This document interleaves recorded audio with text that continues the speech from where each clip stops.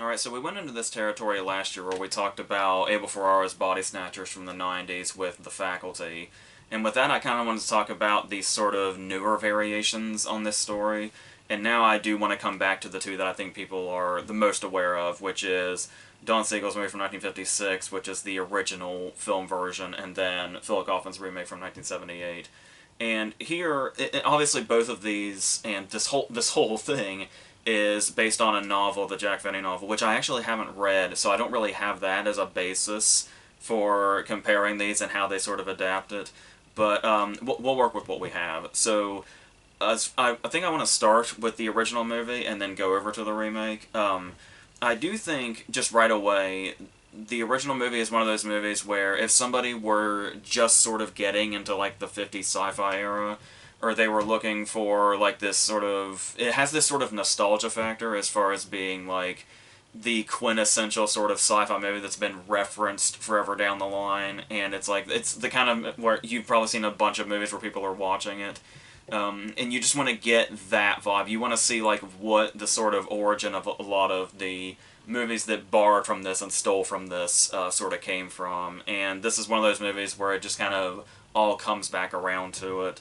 And as far as it just setting up these ominous feelings right away, where when it starts off, it seems like it's pretty normal in this very opening scene, and then it turns out that our main character appears on the brink of insanity, the Kevin McCarthy character, Miles, and he's being questioned about these ravings, and without context, it looks like the ravings of a lunatic, of course. And so, how he is claiming that he's not insane and he's really going all in, but also trying to say there's something crazy going on and nobody believes it. And everybody's changing. And like I said, sounds like the ravings of a madman of sorts. And so we get his... The whole thing is told through his flashback, and it almost gives it this sort of noir vibe, the way he's narrating throughout it.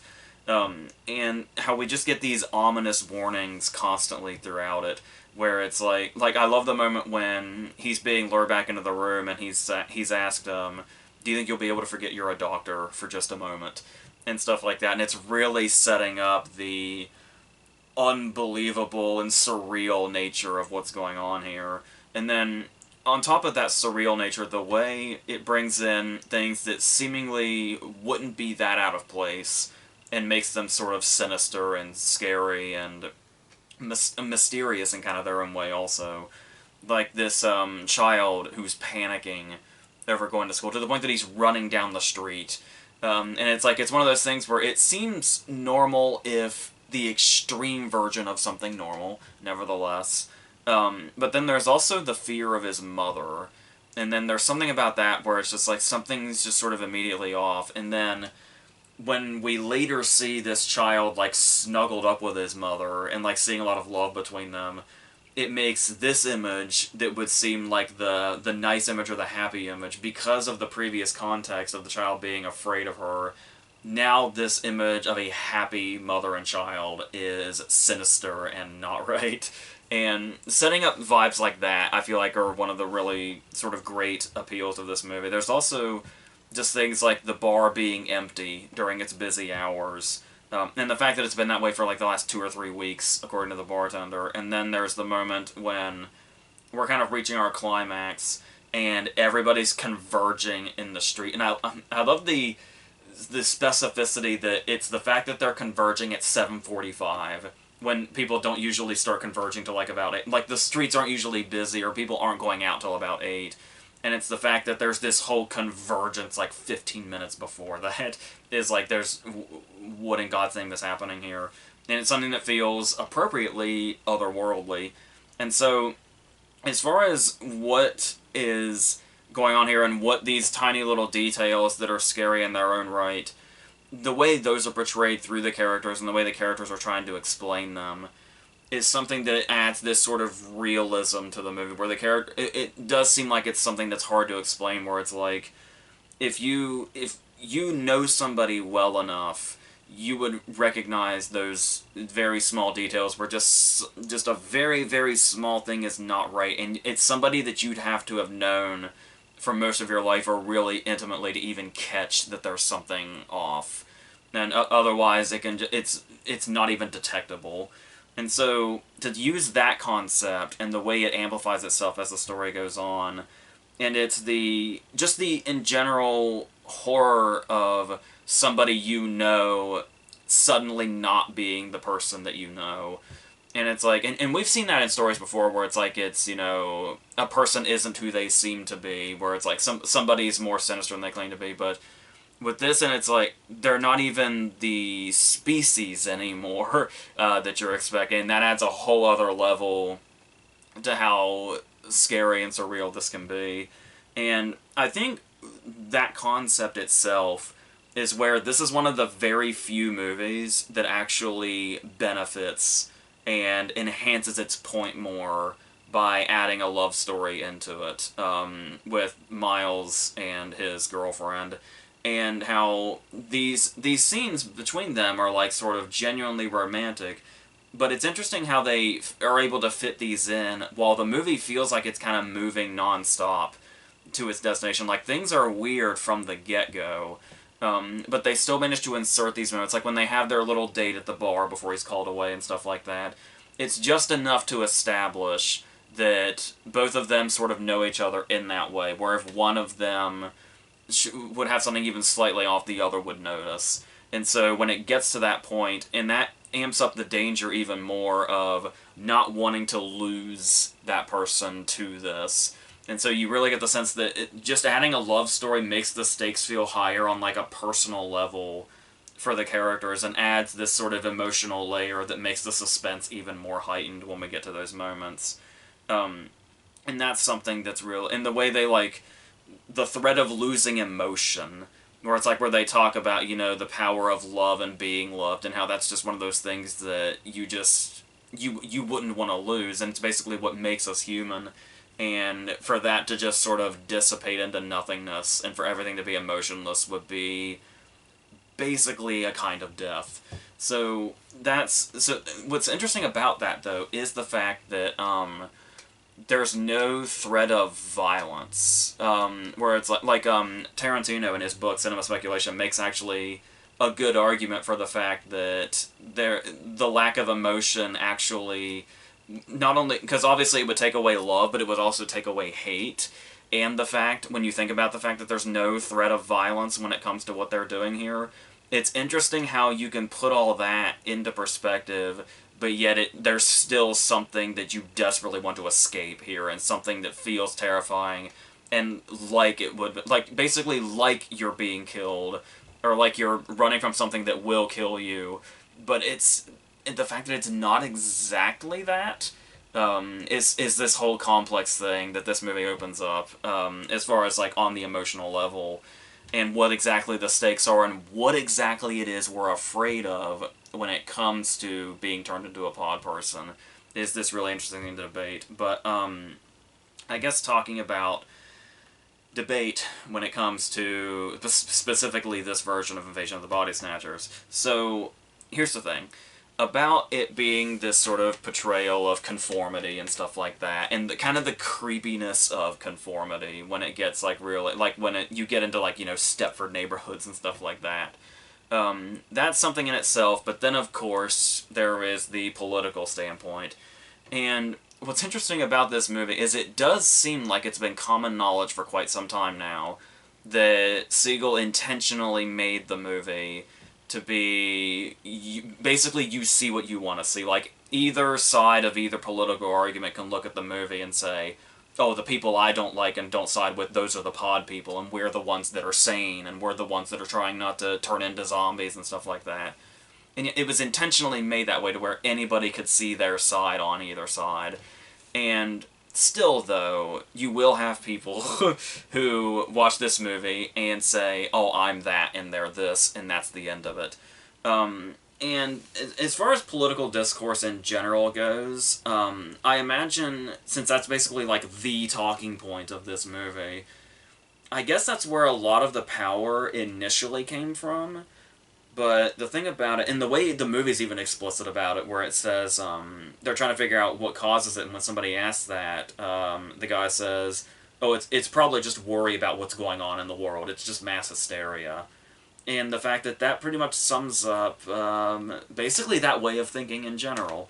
And so, what it seems to, and I think another reason this may just lack power now, because it's about a specific era, with the whole, McCarthyism stuff and the communism stuff.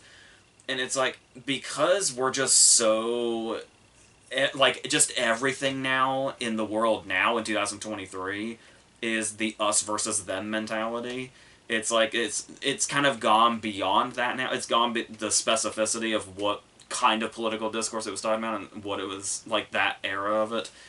And now it's just that whole thing, and it's just so, the us versus them thing is just so exhausting now, because that's just the world we live in, and it's only getting worse, it seems. And it gets to that point also that's interesting as that's evolved, where when it's like the movie was made to where you feel like you're one side and the other, and your side is the they're here, you're next, and stuff like that. And it's like, it's basically like people now, you come off more like a pod person that thinks they're Miles when you're trying to say, because conspiracies are so rampant now and stuff like that, and conspiracies that get progressively more ridiculous as they go. But the thing here is this idea that the your next thing, the we're the sane ones and they're the crazy ones, is now the groupthink. And so it's like the people who act like Miles now come off more like the pod people, which is a very interesting turn of events, and kind of almost changes the way you even look at this movie as a whole. But like I said, because we're so wrapped up in the us versus them thing, especially these days, that's just not really something that interests me anymore, as far as like allegory and stuff like that. So I'll tend to just go back to this as just, one of those really classic sci-fi movies with really interesting effects that I imagine had to have been pretty shocking at the time, like when the pod people are breaking out and we see clones, and like the popping sound effects are something that really get me and really get under my skin. And just this idea of being faced with this, pod version of yourself, and this idea of, if you were afraid enough, could you murder yourself, and stuff like that. And like I said, just the general paranoia of it, whether you relate it to real life or not, or just, the context of the story. There's still a lot of suspense here. The moment where, like, they're hiding behind the door and the windows being looked through and stuff like that. The moment where they have to walk through the crowd and act like they're completely emotionless, and then she reacts to seeing the dog almost get hit by the truck. And then that's what outs them, and then they have to run. Stuff like that still has a lot of power as far as suspense goes.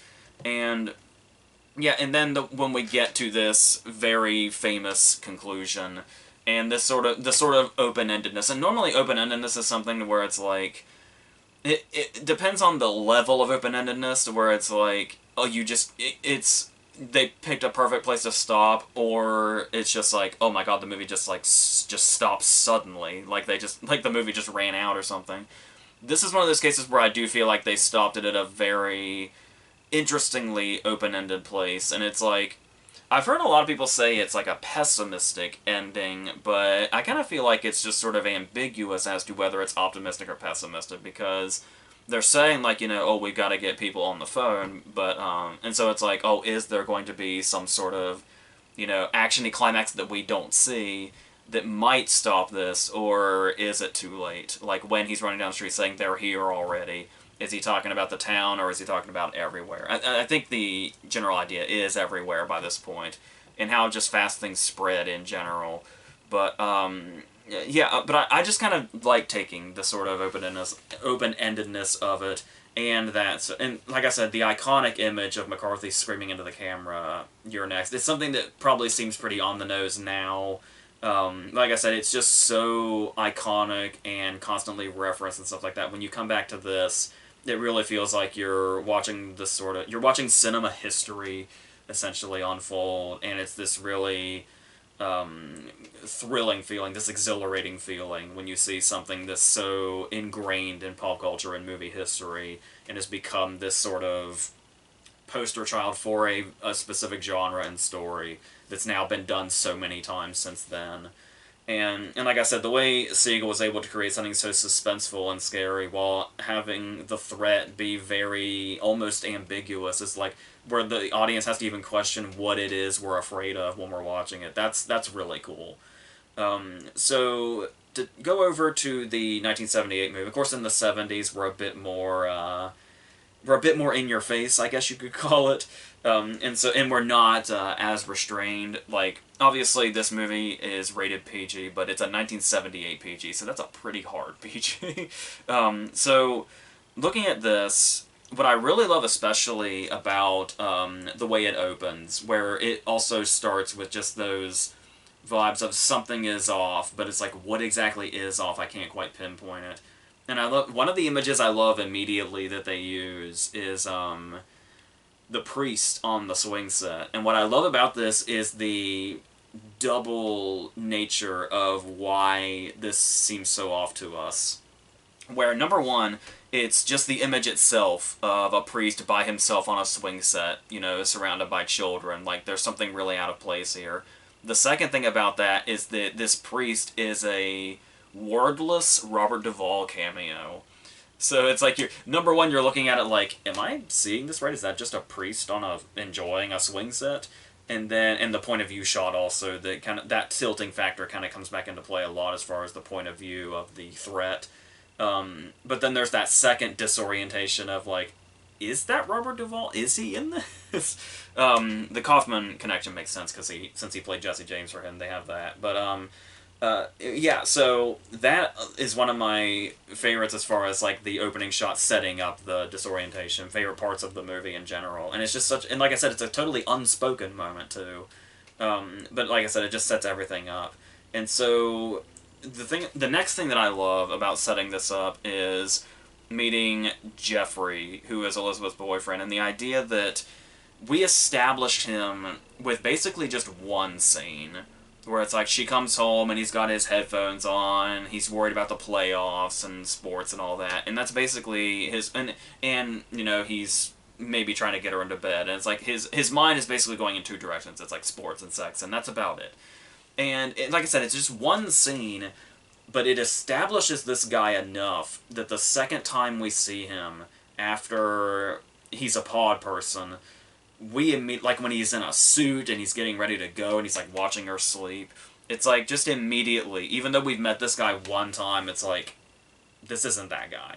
It's like that is not the guy from the previous scene, and like the fact that we already know that and it's setting that vibe in like the first 10 minutes is really impressive in itself.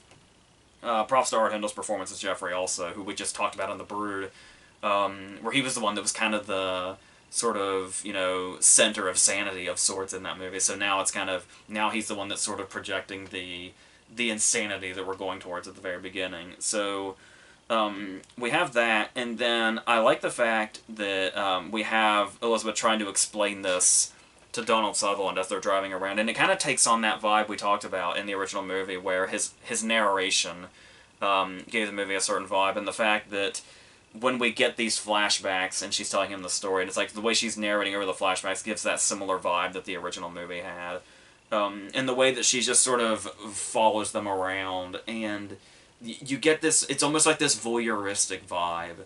But there's also this vibe of just seeing this person that, like we talked about before, this person that you know, like, basically every detail of and every, like, subtle emotion of, suddenly, like, everything is gone and they're interacting with these strangers that you don't know, and it's like you're not even watching that person that you know, and there's just something that really creeps in as far as, you know, feelings as far as seeing that.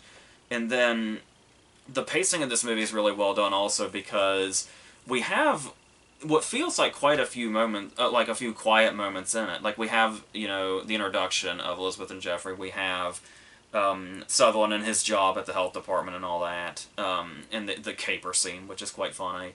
And then we have like this quiet dinner scene between the two of them, and we establish their relationship, and it's like where Sutherland fits in between the two of them and stuff like that. But at the same time, it feels like the movie's escalating very quickly. Like we talked about, where it's everything is escalating despite the fact that the characters haven't quite caught on yet, and it's like everything's kind of happening in the background a little bit. before the characters realize what's going on. So for us, the audience, it feels like it's nonstop, while the characters are sort of taking their time to realize what's going on. But even then, when it starts to happen, the characters kind of start to embrace it pretty quickly. Our main characters, Sutherland's character Matthew and Elizabeth, where it's like when she talks about Jeffrey during the dinner scene, and it's like, oh, whatever. But then when he goes to the dry cleaners, and it's the guy and his wife, it's like that's basically the only thing that needs to tip Matthew off of, oh, so this isn't just her. Oh, okay, something might actually be off. And there's going to be moments of denial here and there, which I do think establish the realism pretty well. But what I particularly like is the way Leonard Nimoy's character is handled, where pretty much right away, you would feel like he's going to be, I mean, before we get to the last third of the movie, he seems like he's going to be a bit of an antagonist character. Antagonist in the sense of, he's like an obstacle character, where the main characters have to try to convince him that there's something off, and he just has these very like when the way Jeff Goldblum talks about him and how he's basically full of shit, and how you can see that coming through in his explanations of, oh well, it's just this or it's just that or whatever. Like the scene where he grabs Goldblum when he's walking down the sidewalk and says, "Now, how did you feel about how I did that?" And it's like this guy's just so full of shit. And the way they established that makes sense that his character would basically try to talk around what's actually going on here, and so you would think that's something that would go on for too long, where there's too much of the movie where they're trying to convince people of what's going on here. And he does start to come around pretty quickly when he says maybe it's like a hallucinatory flu or something. So it's like he gets away pretty quickly from the, oh, it's just people having relationship problems.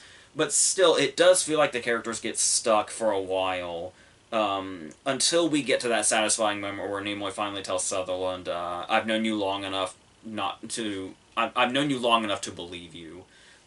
So that's something that's this satisfying moment. But even then, it's the idea of the phone call scene when he's trying to get a hold of a bunch of different people, and just nobody believes anything sinister is going on.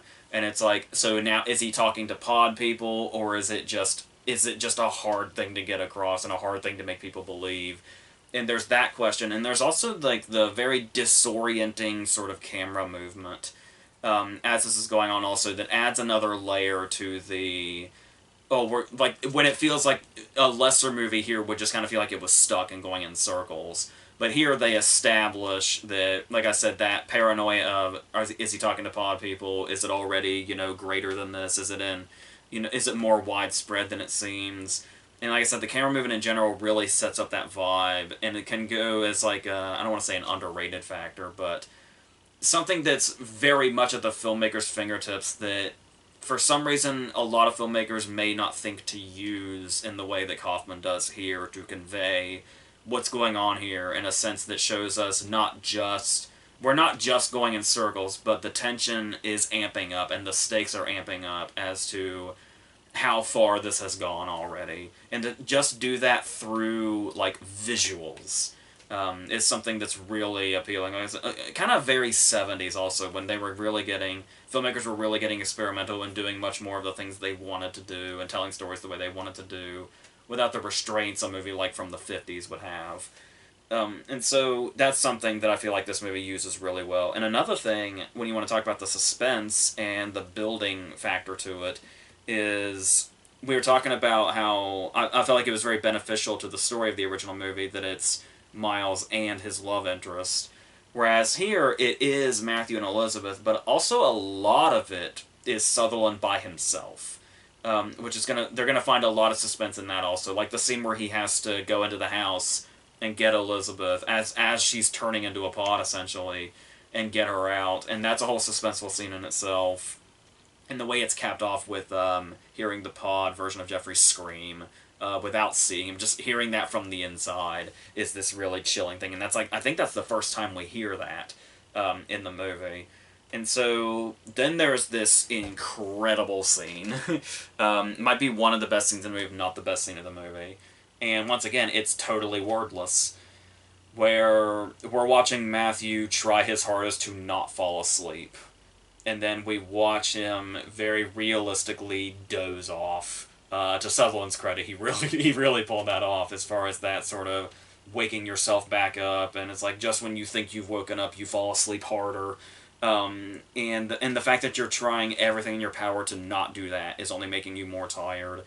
And then when he finally does go to sleep, then we see I like the fact that we see the plant start to move before even the score starts to kick in. And then the scene ramps up and escalates until he's surrounded by these birthing pod people. And that's such an incredible sequence, and the way it builds up. And like I said, with just using the visual and the score and all that, and setting up the context of the scene, it's also quite terrifying. Especially, I think, because that feeling of falling asleep when you're trying not to is so, palpable and relatable. And then the fact that it causes all of this, and then the way that escalates into him destroying them, graphically. There's because when you talk about like the effects here, and these practical effects of the bodies, and just the gross nature of them, the shine to that gross shine to them, and the birth scenes in general, if you want to call them that. Just everything about it feels so gross, but in this really, that's what I'm here for in a sci-fi movie like this kind of way.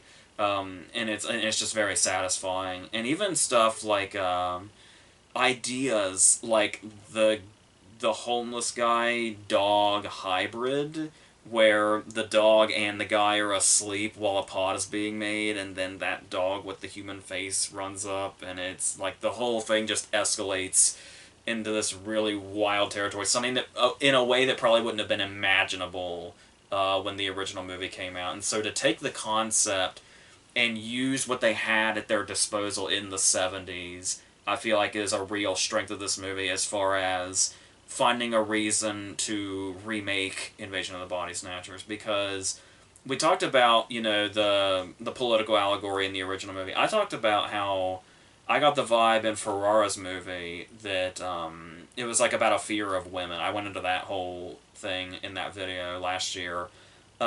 Here, I don't really get much of an allegorical vibe. This one, I mean, unless it's something that, like I said, I'm just so sort of burnt out on allegory at this point. This one I just kind of see like they just wanted to make, like I said, they wanted to use the effects they had at their disposal, and really go all in on this story and make it as wild and surreal as possible, and just make a really good, sci-fi thriller, essentially, with, gory effects and gross effects and stuff like that. And as far as that goes, it completely succeeds, I think. Because another addition here is Jeff Goldblum. And what I like about him, especially in his casting, is the way he uses his Goldblumness. Which, by the way, this is early on. This is 78, so he was hardly, like, the recognizable figure that he is now. But when he comes in with that sort of self-absorbed, chaotic energy that he has throughout it, where, like, everything is chaotic as it is, and disorienting as it is. And then you have this moment where Sutherland comes to this party, and he's calling in the, witness report, because Kevin McCarthy, he witnessed his death. And, by the way, I do wish I liked the Kevin McCarthy cameo a little more. It feels a little too on the nose for me, but it's nice that he's here still, and to see him, say the line again is nice. But yeah, when Sutherland's calling in this witness report, and Goldblum comes in, and he's just completely talking over this, and it's like you just get this vibe of like everything. Just Goldblum single-handedly causes this sort of chaotic nature to what's going on here. And then and he does that throughout the party also. I also like these individual moments that happen throughout the party, but the party's shot from kind of a distance a lot of the time. Like when Elizabeth's trying to talk to the other woman about her husband. And we're getting like a full shot of the party here as we see characters sort of come in and out of this conversation. Like everything is so... You get the sense of the community that's here now, and then the community amongst the pod people later, and you see the difference where that chaos is now going to be completely emotionless, and it's just like this army of, you know, no, just these nothing people, really, just walking through life. I think the setting is interesting also. Where the original movie had the small town setting, and this one has the city setting, where when they're walking around and they're trying to avoid the pod people, it's like the streets, unlike in the original movie, until, you know, they all converge, the streets are just going to be constantly busy in a city like this. So when they're walking down the sidewalks and they don't know who they're running into, if it's human or not, or anything like that. And we also get the scene again where they have to walk through and sort of pretend that they're pod people, and then what's going to blow their cover, and then it's sort of becoming these chase sequences for the climax. And the whole climax, like the entire last half hour, just really, really ramps up the suspense and the tension and stuff like that. And it's just, like I said, those moments in the original movie are there, but this one just makes it this sort of almost constant chase feeling for the last third. That's quite terrifying, especially since, because there's so many people now, since you're in a city, you have no idea who you're trying to convince that you are one of them when you're trying to get out. There's the great moment where I talked about how the Kevin McCarthy cameo I'm not sure about. I do like the Don Siegel cameo as the taxi driver, that's the sinister taxi driver, and I like the fact that it seems like it should be obvious in this moment that Siegel's also a paw person and that he's taking them to eventual doom. But I like the fact that the way Siegel plays it, we don't really know until the very moment they get there and he says they're in the back and then they're already gone. And so the way that sequence is handled also, and it's like that the fact that they're just so consecutive like that, where it's like, when you talk about the last third being like this sort of chase climax, where's these individual moments of them having to walk through the crowd, that's one big suspenseful moment that would just be, you know, climatic in itself. Then you have the taxi scene, and that's another one that's just fully impactful in itself. And when you have these sequences back to back to back, you just have this constant feeling of suspense and dread and trying to get out of the situation. And the way it just builds and builds on that is really satisfying. And talking about, another thing I wanted to mention about the effects was when they were at the sort of spa that the Bellitex run, where it's when we see the, you know, pod version of Goldblum forming, but it's like he's not quite forming. It's like he's vague features, but they can tell that he's like developing. But right now there's no character, and just details like that, and creating something like that where like you can tell it's Goldblum, but there's still features missing, is something that's just so wild and insane. Like I said, just that sort. I hate to keep reusing surreal, but I mean that's really. It seems like the main factor it's going for here that it really accomplishes. And on a technical level also, like the editing of that moment where we're cutting back between actual Belichick and his pod, and then the way we see how it works, where like when one's eyes open, the others aren't, and the sleep factor, and the way that's put together and tells us that visually how that works, and then we pick that up for the scene where Matthew falls asleep, and or the scene where, you know, the guy's sleeping with the dog and stuff like that. And so, yeah, so much of the storytelling's visual in this one, which I love, and that can go, like I said, that can go kind of unnoticed and underutilized with a lot of filmmakers, so that's great. That was, like, it was also the 70s era probably that helped a lot, where people were really getting into different filmmaking styles. Because the score also, the sound design in general, we talked about the scream, which is obviously, the ending of this movie obviously is completely unforgettable. Even if it wasn't a meme, it would still be unforgettable easily. And that sound, something you can't get out of a meme is that fucking sound. There's something that will never leave you once you've heard it. And also just like the like the off-screen hissing in the spa when, you know, the pods are first starting to break out. And so the way they make the sound design just really unsettling really works here also. But I also love the score playing a big part in this, because it does kind of, the score kind of has an old-fashioned vibe to it, where it's like, it feels like old-fashioned monster movie almost, but then it has these other sounds in it where it's like, it reminds me of, even though this was a movie that was like 30 years later,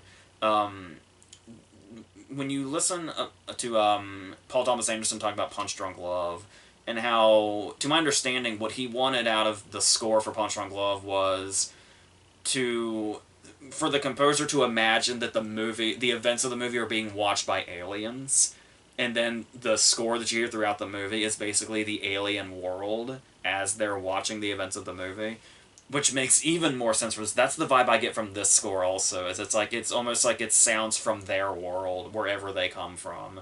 And then being, cast over this world just makes it this really sort of contrast in this familiar world of buildings and streets and busy streets and stuff like that, and then just this otherworldly music throughout it really sets the vibe also. So that's basically how I feel about these two.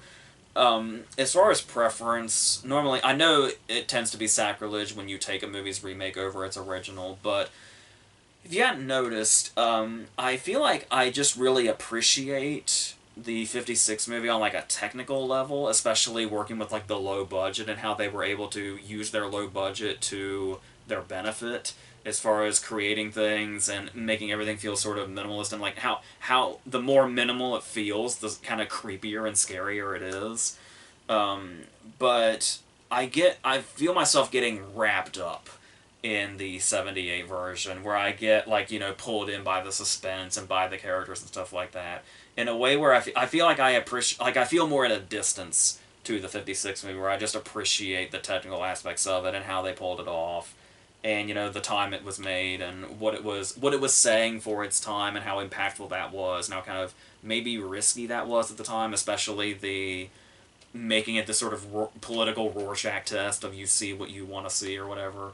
But I don't, just like I said, it's when you just go into a movie that just kind of wants to be this sort of look how we can expand on this story and look how we can make it crazier and maybe a bit more elaborate as far as the effects go, and scarier. So, and kind of it may be grounded in even more of a realism when you look at the way emotions are handled. And so, because obviously in the 50s, acting could have been a bit melodramatic, despite how amazing, especially McCarthy is, and Carolyn Jones, who I love in everything.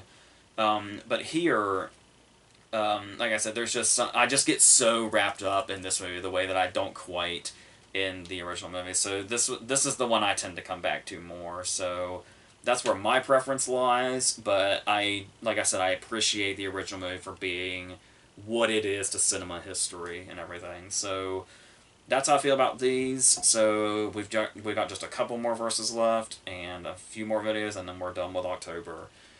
And I'm gonna finally rest my voice for a long time. So and let's get a little bit of that now. So I'm gonna end this here. So until then, that's it.